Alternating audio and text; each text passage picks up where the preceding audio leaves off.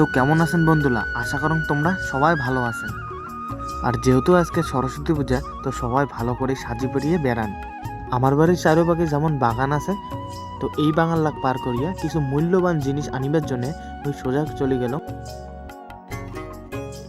আমার বাড়ির চারপাশে কিন্তু অনেক বাগান আছে, তো এলামি কোটা নিয়ে যাওয়া হচ্ছে কিছু বিশেষ জিনিস পারিবার, সেটা হলো এই পলাশ ফুল। আমারটা কিন্তু পলাশ ফুলের খানিকও অভাব নেই। আমার এই পলাশ ফুল অনেক মানুষ নিয়ে যায় আমার এটা থেকে, তো মুইও খানিক পলাশ ফুল পারাং।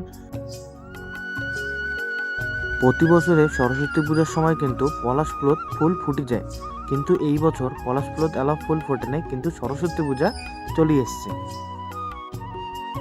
আগত কিন্তু সরস্বতী পুজোর দিন শস্য খাততে মানছে ফটো উঠছে।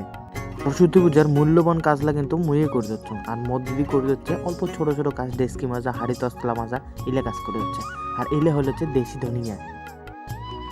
যেহেতু পুরোহিত আইসার সময় হয়ে গেছে, তার জন্য আমরা এলা সবাই আয়োজন শুরু করে দিলাম আজকে ঠাকুর পূজা। তো মোর বেশি কোনো কাজ ছিল না, তার জন্য মুইও চলে গেলাম রান্নাঘরত যাইয়া মোর মাকে খানিক হেল্প করে দিলাম, মানে মিষ্টান্নত খানিক ঘাটাঘাটি করলাম। এই যে কবি লেখানিক কাটাকাটি করলাম। এর থেকে বেশি কিন্তু বড় কোনো কাজ মুই আজকে করম নাই। তারপরে খানিক পরে এই পুরোহিত মশাই চলে এসে আর শুরু হয়ে যায় আজকের কিন্তু আমার পূজাটা।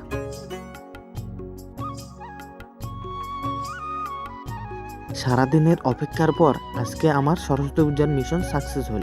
তো মুই এলা খানিক আড্ডা মারং, তোমরা আস্তে করে খানিক ভিডিও গান শেয়ার করে দিবেন।